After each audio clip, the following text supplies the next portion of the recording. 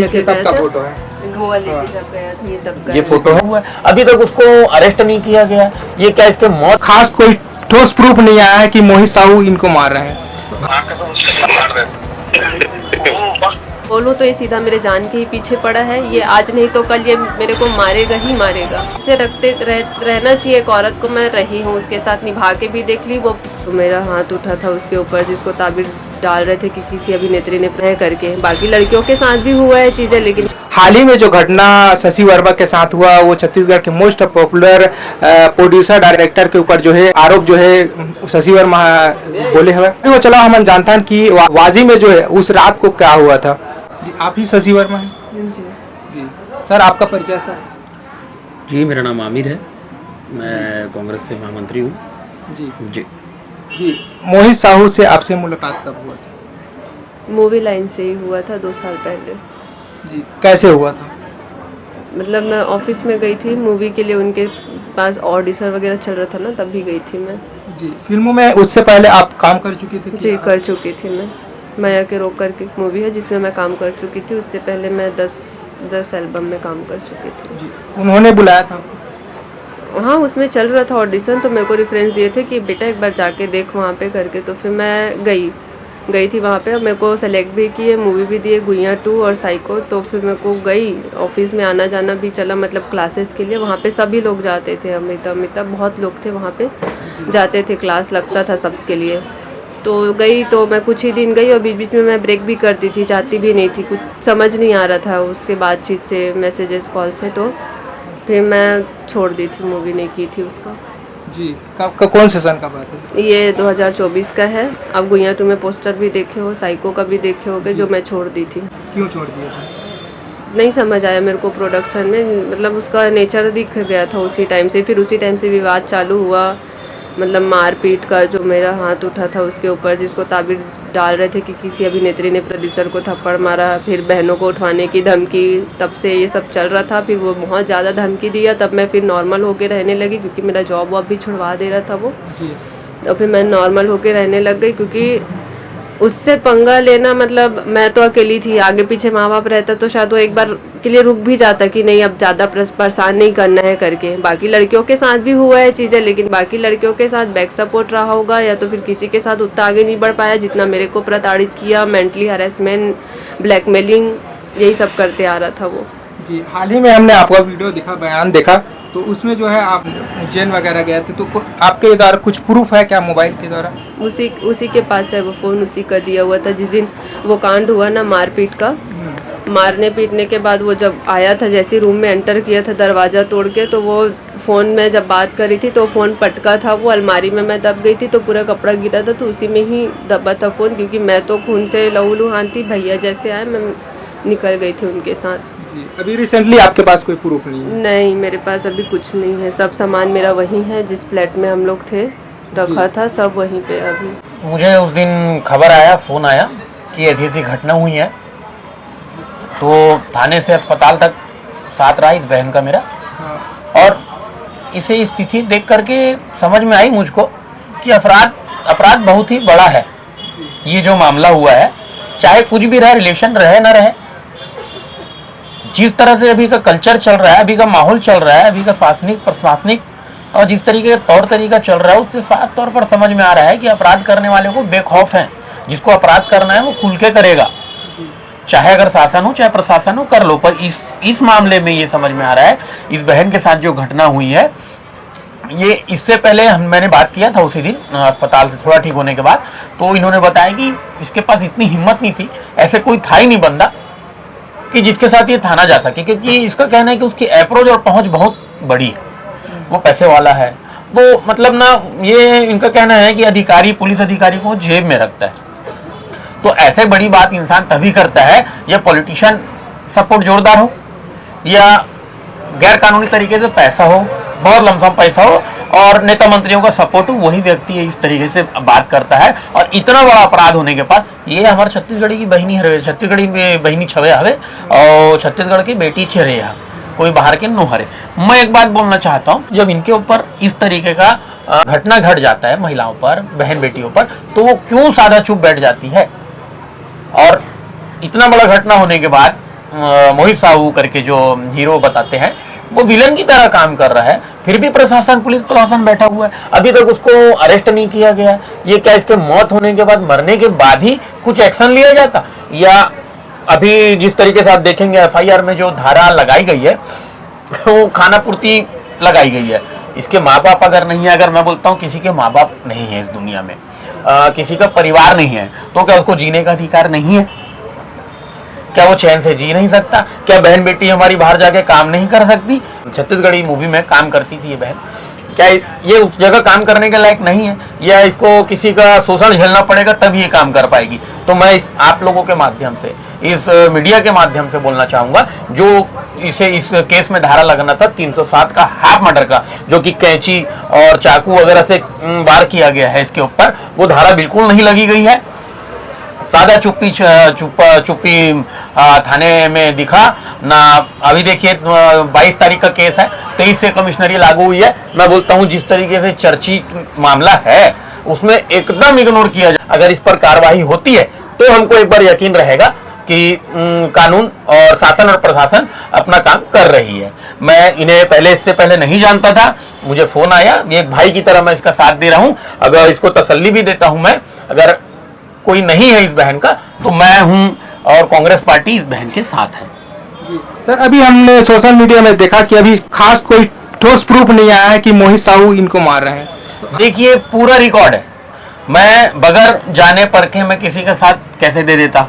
मेरे को भी डाउट था कि ये कहीं कुछ और मामला तो नहीं है, ये सही है वो गलत है। मेरी किसी से कोई जाति दुश्मनी नहीं है ना, कोई रिलेशन संबंध नहीं है, पर फिर भी इस बहन को मैंने उसकी स्थिति देखी, इसके जब इसे होश आया, इसे मैंने पूछा तो पूरा मामला पता चला। रिकॉर्डिंग कुछ रिकॉर्डिंग दिखाई इसने, पहले की वीडियो दिखाई इसने, आपको मैं दिखा सकता हूं, आप चाहेंगे तो आपको भेज दूंगा व्हाट्सएप के माध्यम से। तब मैंने आते हैं, हम सोच रहे थे जी देख सकते हैं। एक बार रिकॉर्डिंग सुना दो तो भैया, इनको थोड़ा सा सुनाइए। थोड़ा सा रिकॉर्डिंग, उसमें मोहित साहू कैसे प्रताड़ित करता था लड़के लोग के साथ मिलकर। देखिए ये पहले की इसकी गुड़िया की वीडियो है। ये डरी सहमी दिख रही है इस पे।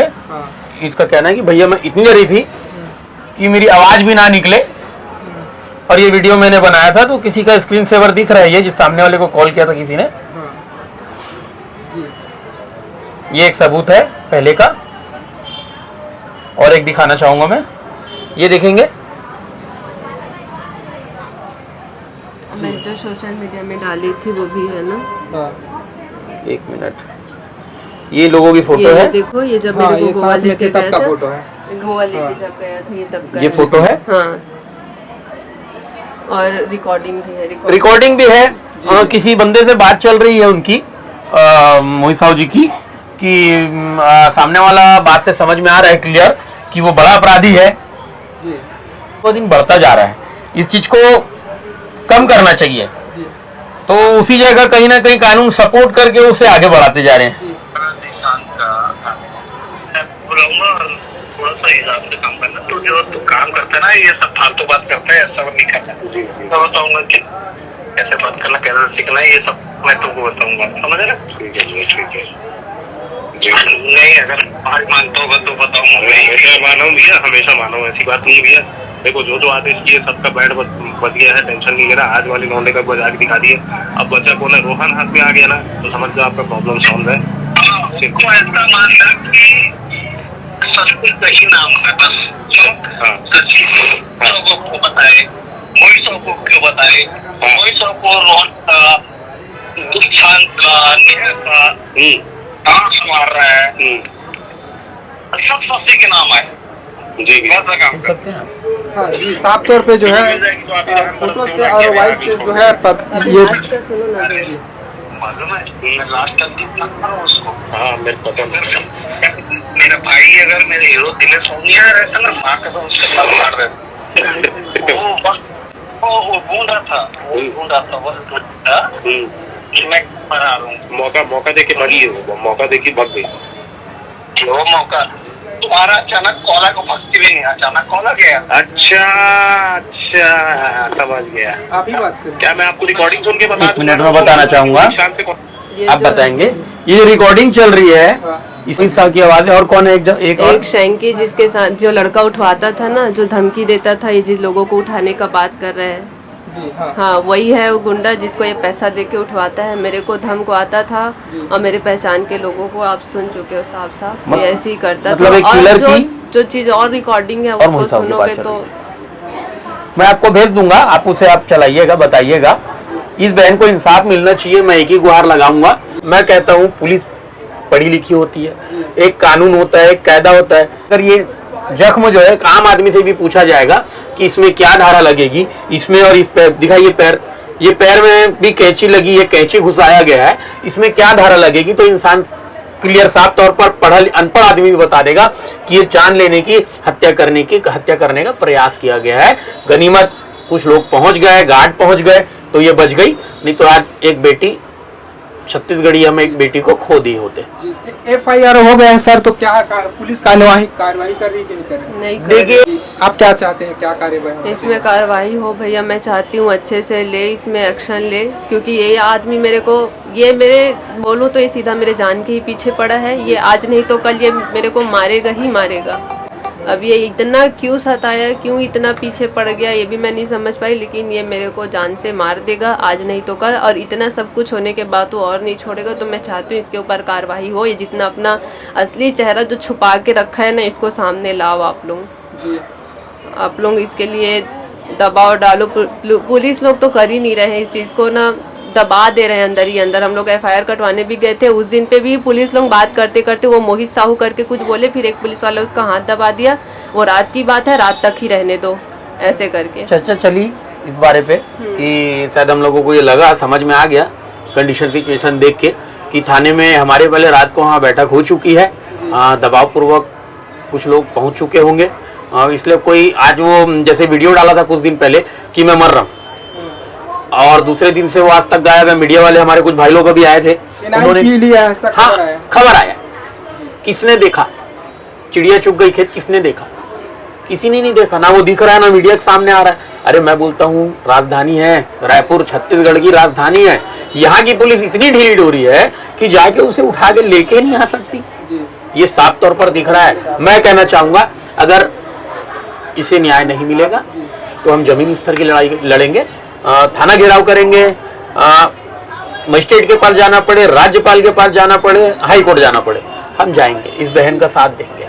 और मैं बोलना चाहूंगा अगर वो इतनी ही मोहब्बत की कर बात करता तो हम चाहेंगे कि इसे इंसाफ दिया जाए, चाहे उसके ऊपर केस हो या तो अपने घर पे ले जाके इसे पत्नी की तरह रखे।